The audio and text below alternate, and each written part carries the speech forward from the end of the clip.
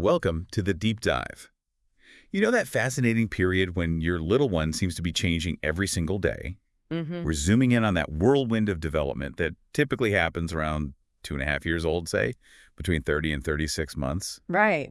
Maybe you're noticing new levels of independence or perhaps some surprising emotional reactions. That's right. We've been looking at a range of observations from this pivotal time, and our goal today is to really dig into what makes this stage so significant. Okay. We want to help you understand the incredible leaps happening in their thinking, their feelings, their language, and their physical abilities. Yeah, And maybe shed some light on those behaviors that can sometimes leave you scratching your head. definitely. Perhaps you've been wondering why your child suddenly insists on doing everything themselves, or maybe you're navigating, a new wave of intense emotions. Okay, let's jump in then. 2.5. Yeah. It really does feel like a switch flips sometimes. It really does. Suddenly, they're not just toddlers anymore. They're little people with opinions and sometimes surprisingly complex thoughts. Yeah. It's like all these different areas, their dawning logic, their growing memory, these deeper emotions they're expressing, and this vocabulary that just keeps expanding, they start to connect in much more intricate ways. Absolutely. It's like the pieces start fitting together. Right. Maybe you've seen this firsthand, like when they try to explain very seriously why they need that specific toy right now. Absolutely. It's not just about learning new things in isolation. It's about how those things start to work together. This is when you begin to see the very early stages of negotiation, that adorable but sometimes persistent one more minute phase. Yeah, we got that one. Right. And their pretend play starts to weave simple stories, and you can see a real sense of me emerging, a new level of self-awareness. Yeah, personality starting to bloom. Exactly. It's like they're getting ready to launch their own little personality, but as we'll discuss, they still heavily rely on your support to help them manage those big feelings. Right. And those impulses that can still, overwhelm them pretty easily. Yeah. Have you noticed this push-pull between wanting to be independent and still needing that reassurance? Definitely. It's constant. So let's dive deeper into some of these areas. Thinking and feeling cognitively and emotionally, what are the major shifts happening around this age? It feels like their understanding of the world just explodes. It truly does. And one of the most obvious signs of this is often the rapid growth in their language. Ah, yes. We're talking about a vocabulary that can jump from around maybe 300 words to well over 1,000. Wow. And it's not just naming objects anymore. They're putting together full sentences Right. and constantly asking you why and how questions. Perhaps you've experienced this constant barrage of why that can sometimes feel, well, relentless. Oh, the why phase. I remember that well. It can feel like a never-ending interrogation, can't it? It really can. But it's also a real indicator of their developing curiosity, right? Is there more to it than just wanting to know the answer? That's a great question. While it absolutely reflects their growing curiosity, it's also tied to their developing understanding of cause and effect. Okay. They're trying to connect new information to what they already know and kind of build a mental model of how the world works. Makes sense. It can also be a way for them to engage with you, to get your attention and connect. Oh, right. Think of it as them actively trying to build relationships between things and ideas. Have you noticed how their why questions sometimes seem to come out of the blue, almost like they're thinking aloud? Yes, absolutely. It ties into how they're starting to understand time, doesn't it? Like when they start using phrases like after we eat or later on. Precisely. They're beginning to grasp these time markers and using their memory to anticipate routines. You might see them getting their coat when they hear you mention going to the park. That's their memory predicting the next step in a familiar sequence. It's early problem solving in action, really, as they're using past experiences to guide their current behavior. It's quite fascinating, isn't it, to see these little connections forming? It really is. And what about their emotional landscape? Are they just experiencing those sort of primary emotions like happy, sad, angry at this stage? Or is there more nuance developing? There's definitely more depth emerging. Around 2.5, they start to identify and name more complex emotions like frustrated or scared. Oh. And they're also learning how to seek comfort in predictable ways when they feel those emotions. Maybe they always want a specific stuffed animal when they're tired or upset. Right. That predictability you provide helps them feel secure as they navigate these bigger feelings. Have you noticed any particular patterns in how your child seeks comfort when they're upset? Yes, there's definitely a go-to comfort object. And I've noticed a real change in their pretend play recently. It's gone from just, banging toys together to much more elaborate scenarios with different roles. Yes. What's so insightful about this is the expansion of their imagination. Their pretend play now often involves actual storylines, different characters with their own roles, and even emotional reenactments. You might hear them say something like, "The teddy bear is crying," and then they'll comfort the toy. Yeah. This isn't just imitation, it's their early attempts at perspective taking. By acting out different roles and emotions, they're starting to understand that others have feelings and experiences different from their own. That's huge. It's a crucial step in developing empathy. Have you ever been surprised by the complex scenarios they create in their play? Absolutely. Daily. And it feels like they're starting to hold on to memories more effectively, too. I've been surprised by some of the specific details my little one recalls from a day or two prior. That's their developing memory at work. They can often recall specific events from earlier in the day or even previous days. Right. And this allows them to start retelling stories with a sense of sequence. It might not be a perfectly chronological narrative, but they're grasping the idea of a beginning, middle, and end. Okay. This ability to recall and sequence events is fundamental for language development and understanding the world around them. You might notice them referring back to something that happened earlier and connecting it to the present moment. Okay, so their minds are clearly working overtime. What about their physical development at this stage? Are they still mainly focused on, mastering those basic movements like walking? Not at all. Their gross motor skills really take off around now. You'll see them jumping with both feet, walking on tiptoe, climbing on things much more confidently and independently. Yes, the climbing. And even starting to get the hang of catching and kicking a ball. It's quite a display of newfound physical prowess, Have you noticed their increasing confidence in their movements? Definitely. It's like they've suddenly discovered all these new ways their body can move. Yeah. And suppress. Exactly. And their fine motor skills are also becoming more refined. Yeah. They might be able to turn the pages of a board book one at a time, use toddler scissors to snip at paper with close supervision, of course. Of course. Start trying to draw basic shapes or even simple stick figures and manage to string those larger beads. Right. These small, precise movements are crucial for later skills like writing. That's incredible progress in such a short period. But you mentioned this increased physical confidence can also lead to some challenges. Precisely. With all this new physical ability comes, a higher risk of falls and bumps as they test their limits and try to climb just about anything they can. Yep, been there. It's a constant reminder that while they're becoming more capable, they still need close supervision to keep them safe. It's like their ambition sometimes outpaces their coordination. That's a good way to put it. So when we put it all together, the cognitive, emotional, and physical changes, what are some of the key shifts in their behaviors and abilities that we as caregivers might observe around this 2.5-year mark? One of the most significant is how language truly evolves into a powerful tool for them. They begin using it not just to label objects, but to describe their experiences. I went to the zoo today. And to clearly articulate how they're feeling. This is a huge step in their ability to connect with the world around them and communicate their inner state. Have you noticed how much more descriptive their language has become? Absolutely. It's like they're narrating their day sometimes. Exactly. And you'll also likely notice a growing fascination with other children. The social side. Yes, they might start imitating what their peers are doing, attempting to negotiate turns while playing, and even experimenting with the concept of sharing, although the actual act of sharing can still be quite a learning curve. Oh, definitely. It's the beginning of understanding social interaction beyond just playing alongside someone. Oh, yes. The concept of mine is still pretty dominant at this age, isn't it? It certainly can be.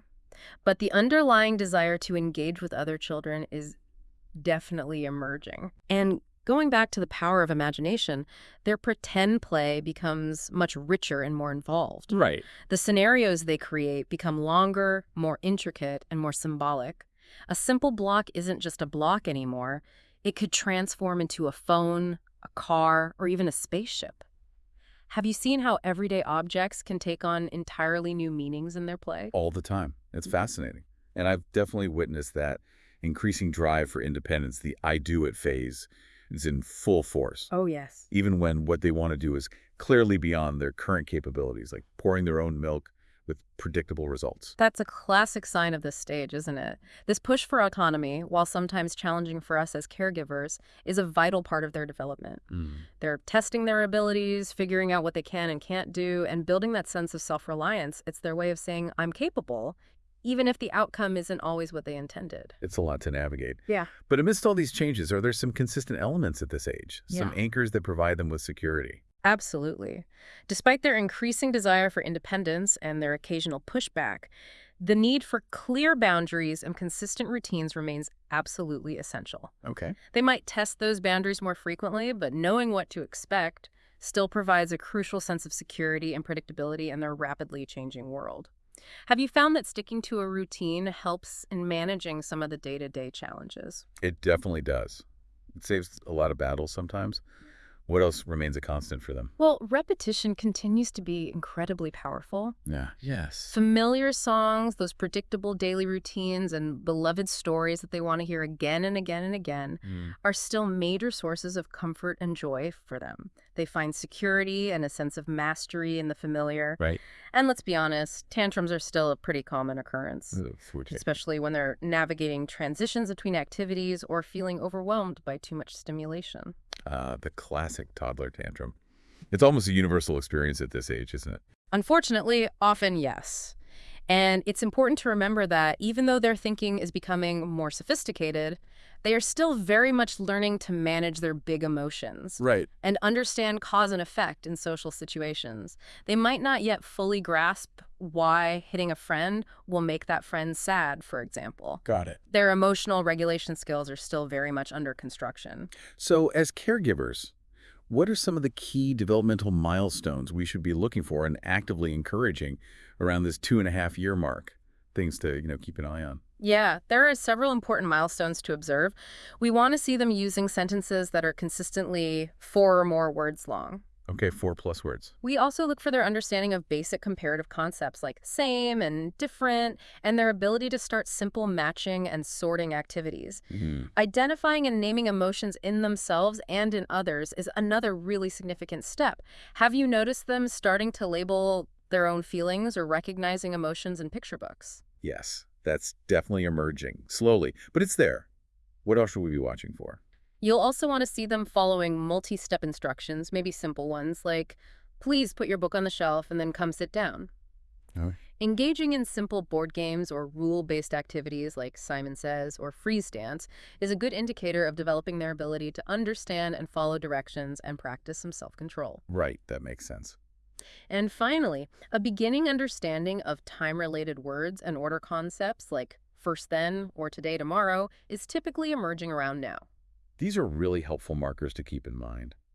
On the other hand, what are some of the potential red flags that might suggest a need for maybe further assessment by around 36 months? Yeah, it's good to be aware. There are a few critical indicators that warrant attention. If a child is using fewer than about 100 words or isn't consistently putting together 2 or 3 words to communicate, that would be a concern. Okay, fewer than 100 words. Also, a lack of engagement in pretend play. Consistently avoiding or seeming uninterested in social interaction with familiar adults or other children. Not following basic one-step commands, appearing unaware of or unresponsive to the emotions of others, and a lack of curiosity or not engaging in simple problem-solving play. Those are all potential red flags to watch for. Those sound like important signs that might indicate a developmental delay, perhaps. They are. And if any of these concerns persist, it's really important to consider reaching out to a pediatrician or other developmental specialist for a screening. Right.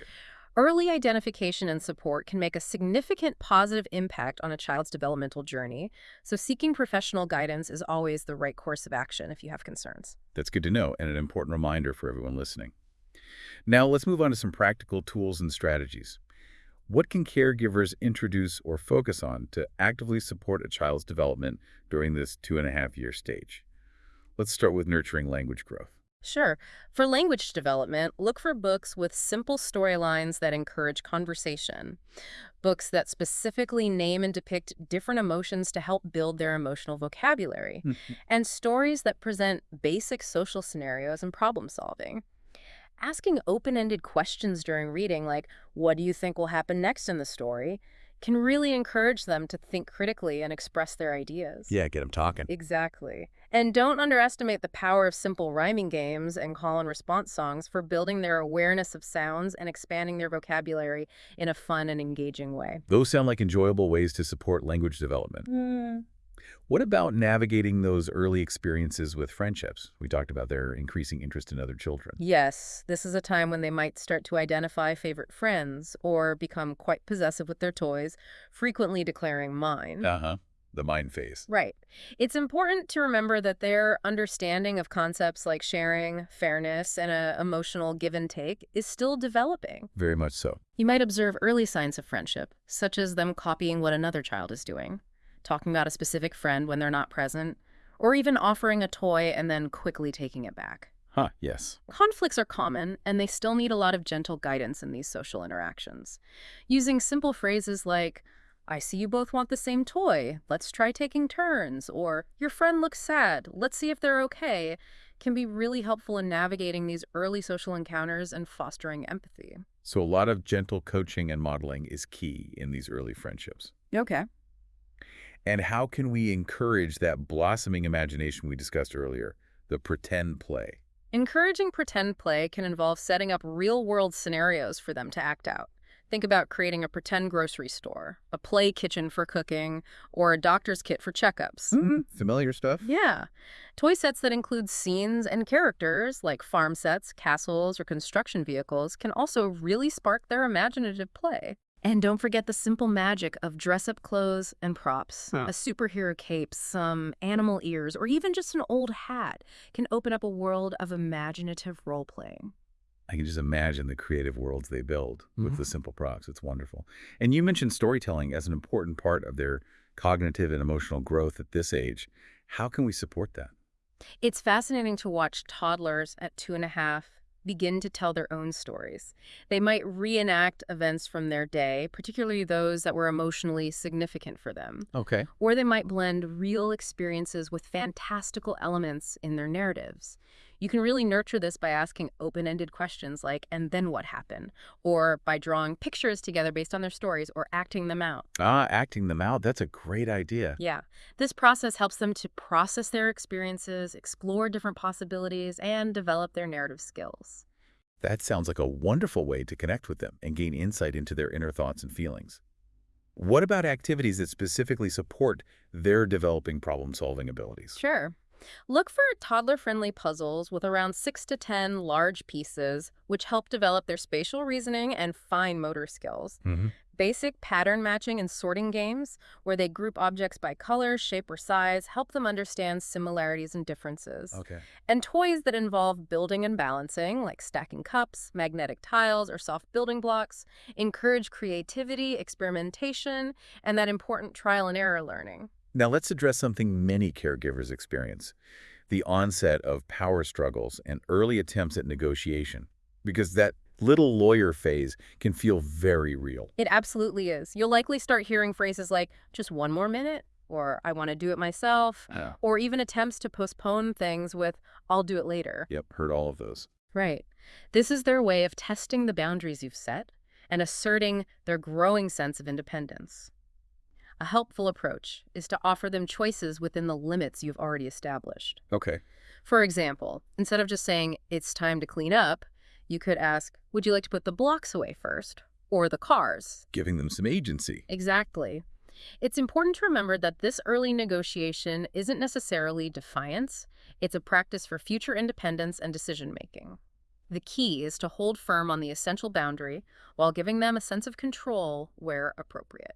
That balance can be tricky to strike sometimes. And sometimes their reasoning, well, it's not always logical to us adults, is it? That's a very kind way to put it. Their toddler logic can be quite unique and often based on incomplete understandings. Yeah. They might draw cause and effect conclusions that seem a bit outlandish to us, like believing they lost their favorite toy because they were feeling angry earlier. Yeah. Or thinking that if they cry loudly enough, you'll magically change your mind. In these moments, gently try to connect the actual cause and effect without making them feel silly for their thinking. Okay. For example, you could say, it's okay to feel mad, but losing your toy probably happened because it rolled under the couch. Let's look there. Gentle correction. Got it. And for families who are in the midst of toilet learning around this age, are there any specific tools or strategies that you'd recommend? If toilet learning is happening, using soft, encouraging reminders like, maybe we can try sitting on the potty after we finish the story, can be helpful. Sticker charts that reward effort, not just successful potty use, and age-appropriate books about using the potty can also be beneficial. Right, keeping it positive. Yes. The focus should always be on positive reinforcement and encouragement, and it's best to avoid any kind of rewards or consequences that could lead to shame or pressure. Keeping it a positive and low-stress experience is key for success. What about those nighttime awakenings, or what some parents refer to as sleep regressions, that can sometimes reappear around 2.5? That could be tough. Yes. Even if a child has been sleeping well, this age can sometimes bring a return of night wakings due to things like more vivid dreams, maybe increased separation anxiety, or simply testing the limits of bedtime routines. Okay. Reassure them that these feelings are normal, especially with all the developmental leaps they're making. Having a familiar nightlight and a comfort object can provide security. A consistent and calming bedtime routine is also essential. You can offer a little extra comfort, like one more hug, but try to gently and consistently reinforce the bedtime boundaries. Consistency really does seem to be a recurring theme throughout all of this, doesn't it? It really does. It's the bedrock. And finally, what are some emotional tools that we can actively focus on teaching our children at this stage, helping them build that emotional intelligence? One of the most impactful things you can do is to name their feelings out loud for them. For example, saying, "You seem disappointed that we can't go to the playground right now," helps them connect the feeling with a word. Right, labeling it. Yes. Providing simple phrases they can use in social situations, like "my turn, please," gives them the language to navigate interactions. Oh. When conflicts arise, encourage repair rituals, like saying, "Let's go check on your friend. Are they feeling okay?" This helps them develop empathy. Ah, that's a good one. And creating a designated quiet space, a calm corner with soft pillows, books, and maybe a few calming sensory toys, can give them a place to go when they're feeling overwhelmed and need to regulate their emotions. These are such practical and valuable strategies for supporting their emotional growth. Yeah. Now let's touch on some of the more subtle aspects of this stage. You mentioned earlier the beginnings of identity formation. What might that look like in a 2.5-year-old? Sure. Around this age, children may start to express very strong preferences for certain colors, specific types of toys, or particular articles of clothing. Oh, yes. You might also see them beginning to explore gender roles in their play. Perhaps a child who has previously gravitated towards one type of toy showing interest in another. It's important to remember that this is a natural and healthy part of them figuring out who they are and exploring the world around them. That's a good reminder to support their individual choices and avoid imposing our own ideas. And we've talked a lot about the constant why questions. Are there different underlying reasons behind these questions at this age? It's not always straightforward, is it? Absolutely not. While sometimes why genuinely means I'm curious and want to know the answer, at other times it can be a way for them to seek connection with you. Okay. Especially if they're feeling a little unsure or overwhelmed. And let's be honest, sometimes it's simply a way to see if they have your attention. Right. Testing the waters. Exactly. It's perfectly okay to give a brief answer, to turn the question back to them by asking, "What do you think?" Or even to acknowledge that it's a big question that you can explore together later. So it's not always about getting a detailed, factual response. Sometimes it's more about the interaction itself. Precisely. Often at this age, why is as much about strengthening that bond with you as it is about getting a specific piece of information. That makes sense. Your child might not even be expecting a lengthy explanation. They're checking in, making sure you're listening and engaging with them. In those moments, playful redirection can be a great tool. If they ask, "Why do birds fly?" you could respond with, "That's a wonderful question. What do you think helps them fly?" Yeah. And it's perfectly all right to say, "That's a really interesting question. I don't know the answer right now, but we can look it up together later." This shows them that their questions are valued even if you don't have all the answers immediately. That reframes the why phase in a really helpful way, I think. Now, let's consider things from the caregiver's perspective for a moment. Parenting a 2.5-year-old can be quite demanding, right? Oh, absolutely. What's a helpful mindset for navigating this particular stage? It's so important to remember that you are parenting a little person who is experiencing this incredible burst of development. They have just enough emerging logic to sometimes reason or argue with you, Uh-huh. But their ability to regulate their own emotions and impulses is still very much a work in progress. Be patient with repetition when it comes to boundaries. Even though they might protest, children at this age still thrive on structure and knowing what to expect. Mm-hmm. Also, try to anticipate and prepare for potential regressions in areas like sleep, language, or behavior, especially during times of transition or significant changes. Okay. It's not necessarily a step backward. It can often be a sign that they are seeking extra reassurance and support as they integrate all these new developments. That's a really reassuring perspective. It's easy to feel frustrated when you see what looks like a step back. Exactly. And it's also crucial for caregivers to acknowledge that this phase can bring a mix of emotions for them too. For sure. Toddlers at 2.5 can be wonderfully independent 1 minute and then completely reliant the next. They might argue back with surprising determination, are becoming increasingly mobile but still need constant supervision, and may repeat behaviors you thought they had outgrown. It's completely normal for parents to feel a bit overwhelmed or even confused during this time. You're seeing these exciting glimpses of the independent individual they're becoming, but they can still have intense reactions over seemingly small things. Right. It's helpful to take a moment to reflect on the kind of parent you want to be during these challenging moments and to establish self-care routines that support your own well-being, not just your child's. That's so important. Remember, taking care of yourself allows you to be more present and patient with your child. That emphasis on self-care is so important and often overlooked. Now, before we wrap up, are there any little bonus micro insights about this age group that you think are worth keeping in mind? Just quick ones. A couple of quick things, yeah. When they talk about time, be aware that their understanding is still quite abstract. So when they say yesterday, it could mean anything in the recent past. Okay, good to know. You might also notice a real surge in identity play where they love pretending to be different animals, characters from their favorite books, or even different members of the family. Wow. And finally, be prepared for potential shifts in their eating habits. Their appetite might decrease somewhat, and they might become a bit more selective, offering small, balanced portions, keeping mealtime pressure low, Right. and offering a variety of foods without resorting to bribes are generally the most helpful approaches. Those are some great little nuggets of wisdom to keep in mind. And as we start to bring this deep dive to a close, what are some final reflection prompts for the caregivers who are listening today? Things to ponder. Yeah, maybe consider these questions. Where are you currently seeing the most exciting displays of independence in your child? And in what areas do they still seem to need the most support and guidance from you? What emotions are you observing most frequently, both in your child and maybe in yourself as you navigate this dynamic stage? Okay. What types of play are currently captivating their attention and holding their interest? And finally, are there any expectations you might need to gently adjust to better align with their current developmental stage? These are really insightful questions for self-reflection. So to sum up our deep dive today, it's clear that this period around 2.5 is a truly remarkable and dynamic phase, marked by significant growth across all areas of development. We witness these wonderful steps towards independence, increasingly complex ways of interacting with the world, and a fascinating integration of so many newly developing skills. Exactly. And having a deeper understanding of these developmental shifts can be so incredibly valuable in supporting your child through this exciting, albeit sometimes challenging time. And on that note, here's a final thought for you to consider.